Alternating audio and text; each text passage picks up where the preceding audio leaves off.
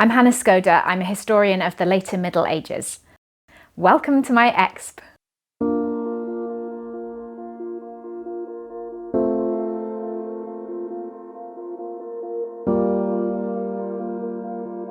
In the 14th century, strikingly, people aren't terribly precise about what they're nostalgic for.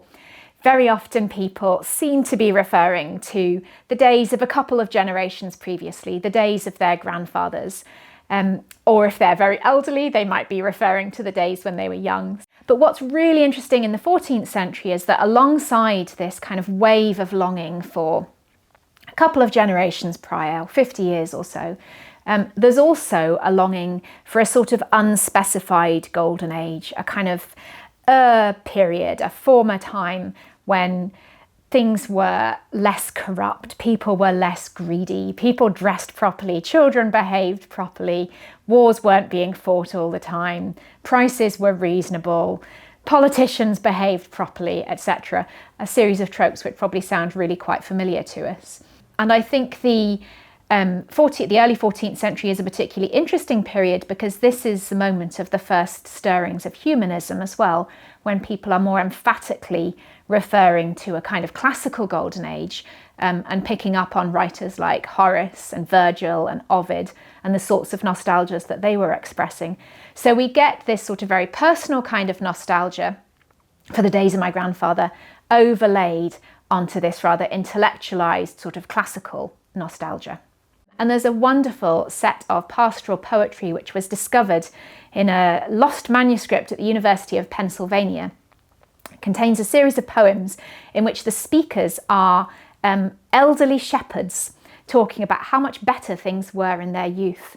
And in one of these poems, one of the old shepherds says, "Quand je fus jouanceau, je suis de vous les plus aînés, mais on ne vit telle déraison."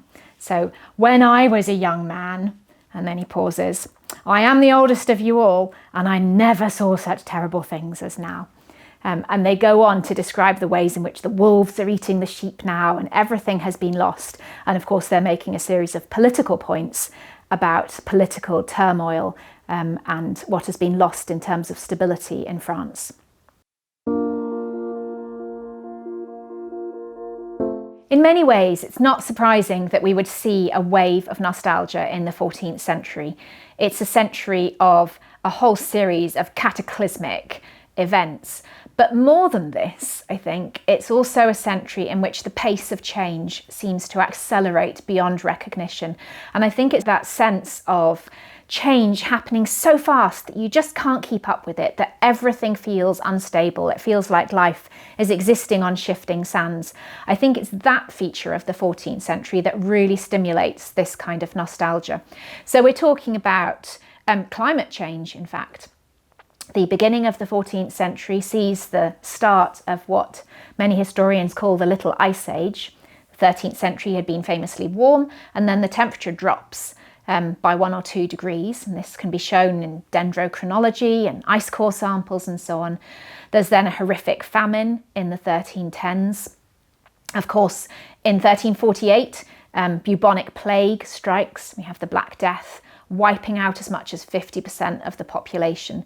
So that alone, cataclysmic climate change and pandemic and harvest failure, might be enough to make people pretty nostalgic for what had come before. But alongside that, we see a whole series of interlinked changes as well. So we see very rapidly shifting socioeconomic structures, the kind of differential mortality rates as a result of bubonic plague and harvest failures in particular mean that the poor disproportionately suffer, which means those who survive can demand slightly better conditions, which leads to a certain amount of flux in the social hierarchy and certainly a perception of more social mobility. There's a German sociologist named Hartmut Rosa who became very interested in the idea of nostalgia and referred to what he called the social acceleration of time, which is a wonderful phrase, exploring the sense that we don't experience time all in the same way or in the same way from day to day. Sometimes the pace of time seems to pick up, sometimes it slows down. And for Hartmut Rosa, part of the experience of modernity, as brought about by industrialization in particular, was what he calls this social acceleration of time, that societies began to experience time faster because change was happening so fast. Things were changing beyond recognition very, very quickly. And he says that it's this which stimulated a longing for a stabler, gentler past. I think we can find something very similar in the 14th century. This doesn't have to be a feature of a kind of post-industrialized Europe. Actually, the changes in the 14th century were happening so rapidly, partly just in the sense of terrifying levels of mortality. This sense of rapid pace of change was really what stimulated this longing for a gentler, stabler, more predictable past.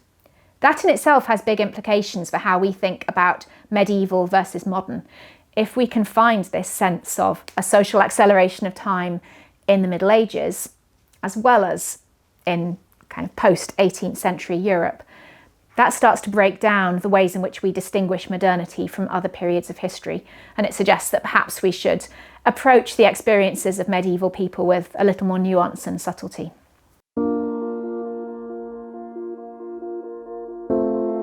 I think nostalgia is really fascinating as an emotion because it's both an individual experience, and in that I think probably pretty universal. Some of us have more of a tendency to get nostalgic than others, but I'm sure we've all experienced nostalgia of one sort or another. But it's also a collective emotion, and it's a collective mode of response to feeling that change is going faster than one can keep up with. And in that sense, it is very dependent, or it's very contingent, and manifests differently in different periods. I'm not myself engaged in a huge comparative study of nostalgia, but I do think that if one thought about this across an even bigger sweep of time, one would find waves of nostalgia at particular moments. And those waves do seem to correspond to moments at which the pace of change picks up very noticeably. So, for example, in 1st century AD in Rome, I think then you find a wave of nostalgia. And obviously that's a period of huge regime change and sort of paradigm shifting ways of thinking politically. If one moved into the early Middle Ages around the 7th, 8th centuries, I think again you find a wave of nostalgia when there's a huge sense of change sweeping across Europe. The 14th century we've discussed. You would then find a big wave of nostalgia in the late 16th century, partly stimulated by the Reformation, and there's some wonderful work by Alexandra Walsham and Harriet Lyons in particular on that. And then moving into the modern period, of course, we do have these waves of nostalgia provoked by industrialization and the kinds of acceleration of the pace of change that one finds in those periods. So like so many emotions, I think nostalgia is both universal. We all feel it. We all feel the passage of time, so we all feel the loss and the hope that nostalgia carries with it. But it's also something which is profoundly contingent, particularly in its collective sense.